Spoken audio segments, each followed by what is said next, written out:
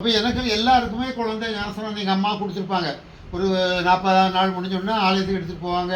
3 மாதத்தில் கொண்டு போய் பேச விட்டுவாங்க. அப்போ அது ஒரு ஞானஸ்நானம் அல்ல. நமக்கு அப்போ நம்ம ஞானஸ்நானம் என்று சொல்லுகிறார்கள். ஆனால் ஞானஸ்நானம் என்பது நாம் ஞானம் வந்த பிறகு பெற்றுக்கொள்வது. நாம் முழுவதும் பாவம் மன்னிக்கப்பட்டு நாம் ரட்சிக்கப்பட்டு ஆண்டவரை தெய்வமாக ஏற்றுக்கொண்டு நாம் பாவத்தில் மரித்து நீதிக்கு உயிர்த்தெழ வேண்டும். ஆண்டவர் அப்படித்தான் உயிர்த்தெழுந்தார். அதே போல நாம் உயிர்த்து எடுத்துக்கொள்வதுதான் அந்த ஞானஸ்நானம். அதன் பின்பு ஒவ்வொன்றாக நாம் மாற முடியும். எனவே நாம் மிகவும் எப்படி நம்முடைய பிள்ளைகள் கல்லூரிகளுக்கு செல்கின்ற போது எவ்வளவு ஞானமாக படிக்கிறார்கள். படிக்காவிட்டால் நாம் டியூஷனுக்கு அனுப்புகிறோம். காலையில் டியூஷன், மாலையில் டியூஷன் இல்லையா? அப்படி நிறைய அனுப்பி அதை படிக்க வைக்கிறோம். அதே போல் நாமும் வேதத்திலே ஆண்டவர் ஒரே பிள்ளைகளுக்காவது வருஷத்துக்கு ஒரு தடவை புக்கெல்லாம் மாறுது. நமக்கு 60 வருஷமாக இதே புக்கை தான் நம்ம படிச்சுட்டு வரோம். ஆனால் இதெல்லாம் ஒரு வார்த்தை ஒரு வசனத்தின்படி நம்ம நடக்கிறோமா இல்லையா? முதல்ல பாவம் அது சொல்கிறாரு ஆண்டவர். என்ன சொல்கிறார்? முதலாவது சிலுவையிலே தொங்கும்போது இவர்களை மன்னியும் என்றார். அப்படின்னா நாம் எத்தனை பேரை மன்னிக்கிறோம்? அப்போ அந்த மன்னிக்கிற தன்மை நமக்கு இருக்கிறதா இல்லையா? அதன் பின்பு அன்பு, ஒருவரிடத்தில் நீங்கள் அன்பு கொள்ள வேண்டும். அப்படியானால் வேதத்தை நாம் படித்து ஞானஸ்நானம் பெற்றுக்கொண்டு ரட்சிப்பை பெற்றுக்கொண்டால் வேத வசனங்களின்படி வார்த்தைகளின்படி நடக்க வேண்டும். அதைத்தான் இங்கே யோவான் ஸ்நானம் அழகாக எழுதி வைத்திருக்கிறார். இயேசுநாதர் இப்படியாக சொல்கிறார், நீங்கள் ஆபிரகாமின் பிள்ளைகள் என்று சொல்கிறீர்களே, அப்படியானால் அவருடைய கிரியைகள் உங்களிடத்தில் இல்லையே. உங்களுடைய கிரியைகள் செத்த கிரியைகளாக இருக்கிறது. வாய் மட்டும் பேசுகிறீர்கள், ஆனால் கிரியைகள் ஒன்றுக்கு உதவாத கிரியைகள் என்று அவர் சொல்லுகிறார். எனவே ஆண்டவர் பாருங்கள், நமக்கு 3 விதமான விடுதலைகளை தர வல்லவராக இருக்கிறார். முதலாவது ஆக்கினையிலிருந்து விடுதலை. ஆக்கினை என்றால் என்ன? ஆக்கினை தண்டனை. அவனுக்கு ஒரு ஆக்கினைன்னா தண்டனை கொடுக்கப்பட்டது இல்லையா? அதை நாம் பார்க்கின்ற போது இதே யோவானிலே 8ஆம் அதிகாரத்திலே அங்கே தெளிவாக எழுதியிருக்கிறதை நம்மால் பார்க்க முடியும். பாருங்கள், அப்பொழுது 8ஆம் அதிகாரத்திலே எழுதியிருக்கிறது, விபச்சாரத்தில் கண்டுபிடிக்கப்பட்ட ஒரு ஸ்திரீயை வேதபாரகரும் பரிசேயரும் இயேசுவினிடத்தில் கொண்டு வந்து அவளை அவர் நடுவே நிறுத்தி, போதகரே, இந்த ஸ்திரீ விபச்சாரத்தில் கையும் மெய்யுமாய் பிடிக்கப்பட்டாள். இப்படிப்பட்டவர்களை கல்லெறிந்து கொல்ல வேண்டும் என்று மோசே நியாயப்பிரமாணத்தில் தமக்கு கட்டளையிட்டிருக்கிறாரே என்று சொல்லுகிறார். பாருங்கள், இவர்கள் குற்றத்தை சாட்டுவதோடு அந்த குற்றத்திற்கு என்ன தண்டனை என்பதையும் அந்த என்ன ஆக்கினை தீர்ப்பு அவளுக்கு வர வேண்டும் என்பதையும் அவர்களே சொல்லிவிடுகிறார்கள்.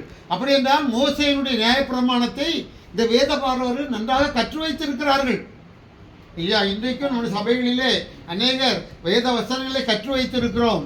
ஆனால் அதை நாம் நம்முடைய கிரியைகள் எப்படி இருக்கிறது, அதை நாம் பயன்படுத்துகிறோமா? திருடாதே, பொய் சொல்லாதே, இதில் 10 கற்பனைகள் இருக்கிறது.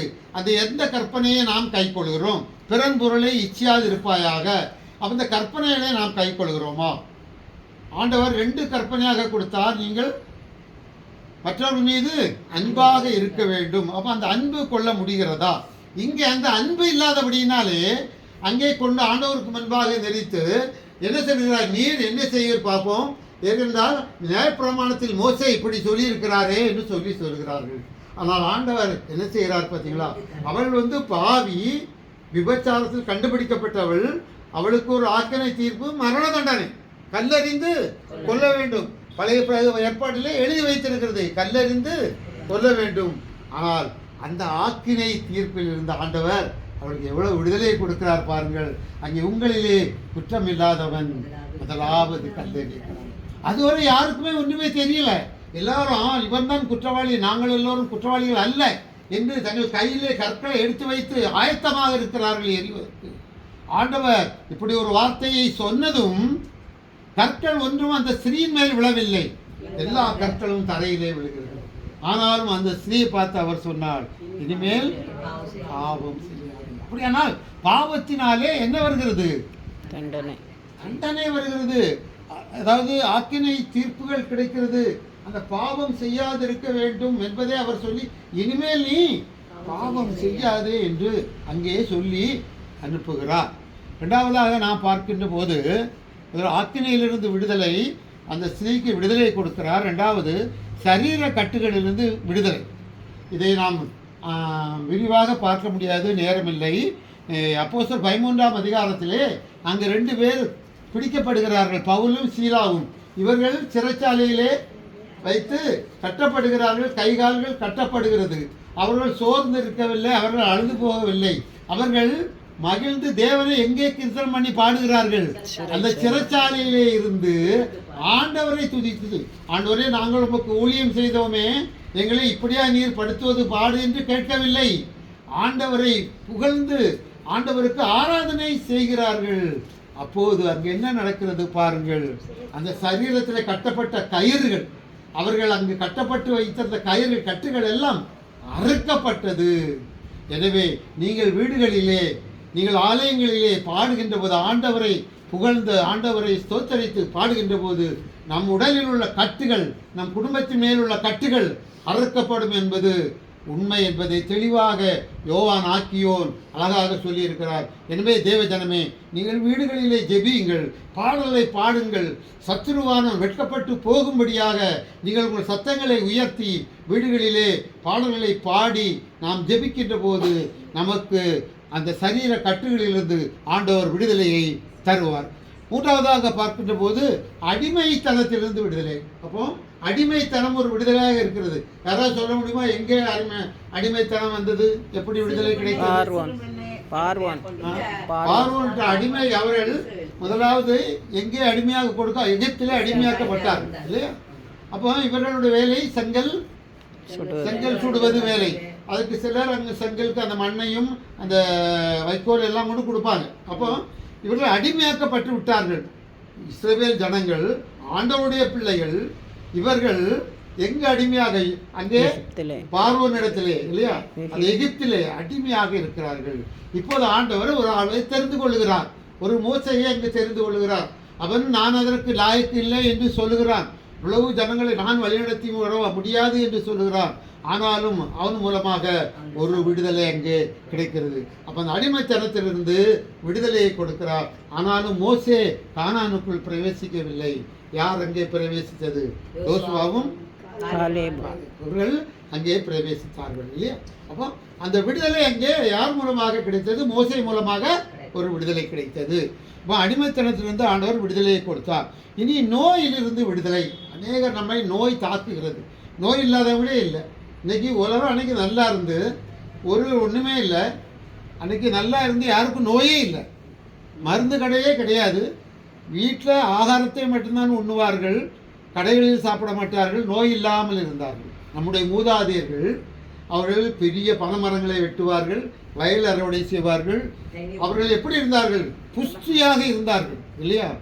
அன்றைக்கு பாவம் இல்லாத உலகம், கருணை உள்ளம் கொண்டவர்களாக இருந்தார்கள். இன்றைக்கு மனிதன் எப்படி இருக்கிறான்? தான் மட்டும் பிழைக்க வேண்டும், தனக்கு தான் எல்லாம் வேண்டும், மற்றவனுக்கு எதுவும் கிடைக்கக்கூடாது என்கிற ஒரு மனித நேயமற்ற வாழ்வு மாறிவிட்டது. இன்றைக்கு இந்த உலகம் மனித நேயம் இல்லாது போய்விட்டது. அந்த நாட்களிலே வயல் அறுவடை செய்தால் அதில் ஒரு பகுதி, ஒரு நாற்பட்டி நிறைய நெல்லை எடுத்து அந்த கேட்டிலே வைத்திருப்பார்கள். அதுக்கு அங்கு ஒரு சின்ன படியும் போட்டிருப்பார்கள். யார் வேண்டுமானால் அந்த நெல்லை எடுத்து செல்லலாம். அன்றைக்கு மனித நேயம் இருந்தது, எல்லோருக்கும் கொடுத்தார்கள். இன்றைக்கு எங்கே மனித நேயம் இருக்கிறது? மனித நேயம் போய்விட்டது. எனவே அன்று நோய் இல்லாத காலம். இப்போது நோய் இல்லை என்று யாரும் சொல்லுவதில்லை, எல்லோருக்கும். ஆனால் இன்றைய மருத்துவம் எல்லோருக்கும் ஒரு முத்திரை குத்தி இருக்கிறது. என்ன முத்திரை?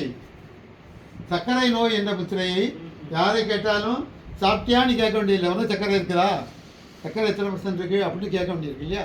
அப்படி என்ன செய்தாலும் நடந்தால் சர்க்கரை வராது என்கிறார்கள், அப்பவும் இருக்கிறது. அப்படி ஏனென்றால் அந்த அடிமையாகி விடுகிறோம் நாம், அந்த வார்த்தைகளுக்கு அடிமையாகி நோய்களுக்கு அடிமையாகி விடுகிறோம். அந்த நோயிலிருந்து ஆண்டவர் விடுதலை தர வேண்டும். நாம் 38 ஆண்டுகளாக அந்த பெதஸ்தா குளத்தண்டையில் 38 வருஷம் ஒருத்தன் அந்த குளத்தண்டையிலேயே படுத்திருக்கிறான் இல்லையா? அப்போது அவனுக்கு விடுதலையை கொடுத்தாரா, கொடுக்கலையா? கொடுத்தார் இல்லையா? அப்போ விடுதலையை கொடுக்கிறவர் நோய்களிலிருந்து விடுதலை கொடுப்பார். ஒரு விசுவாசம் வேண்டும் நமக்கு. அந்த நோய் மாற வேண்டும், நம்முடைய தேவையை சந்திக்கப்பட வேண்டும். நமக்கு என்ன வேணும்? விசுவாசம் வேண்டும். ஒருத்தனை தூக்கிட்டு வந்தாங்க ஒரு கட்டிலில் வச்சு இல்லையா? ஒரு கூரையை பிடிச்சி இறக்குறாங்க. யாருக்கு விசுவாசம் இருந்து? அந்த படுத்திருந்தான் அவனுக்கு விசுவாசம் இல்லை. தூக்கிட்டு வந்தவங்க 4 பேருக்கும் விசுவாசம். இன்னார் உள்ளே இருக்கிறார், அங்கு போய் ஜெபித்தால் இவனுக்கு ஒரு விடுதலை கிடைக்கும் என்று ஆண்டவரிடத்திலே ஆண்டவர் பார்க்கிறார். இந்த இடத்திலே இப்படி ஒரு சம்பவம் நடக்கிறதா என்று அவனை என்ன செய்கிறார்? இனிமேல் நீ பாவம் செய்யாதே என்று சொல்லி அவனுக்கு திமிரவாதத்தை நீக்கிவிட்டார் இல்லையா? இப்படியாக நோய்களிலிருந்து விடுதலையை தருகிறவர் ஆண்டவர். சரீர கட்டுகளிலிருந்து விடுதலையை தருகிறவர் ஆண்டவர். இன்னும் ஆக்கினை தீர்ப்பிலிருந்து விடுதலையை தருகிறவர். கடைசியாக நமக்கு ஆக்கினை தீர்ப்பு வரும், அதிலிருந்து விடுதலை தர வேண்டுமானால் ஆண்டவருடைய பிள்ளைகளாக நாம் வர வேண்டும். இந்த யோவான் சுவிசேஷத்திலே அநேக காரியங்களை அந்த அருமையாக எழுதி வைத்திருக்கிறார். அந்த யோவானுக்கு தான் ஆண்டவர் வெளிப்படுத்துகிறார். வெளிப்படுத்தின விசேஷத்திலே அவனை அழைத்து சென்று அங்கே எல்லாவற்றையும் ஆண்டவர் காட்டுகிறார். தேவஜனமே, நாம் ரட்சிப்பை பெற்றுக்கொள்ள வேண்டும். நாம் தேவனுடைய வார்த்தைப்படி நடக்க வேண்டும். கட்டுகள் எல்லாம் அறுக்கப்படும், உன் கட்டுகளை எல்லாம் அறுப்பேன் என்று ஆண்டவர் சொல்கிறார். எனவே ஆண்டவர் அவர் விடுதலையின் நாயகன். நம்முடைய கட்டுகளை அறுத்து நமக்கு விடுதலை தர வல்லவராக இருக்கிறார். இந்த வார்த்தைகளாலே கர்த்தர் நம்மை ஆசீர்வதிப்பாராக. ஆமென்.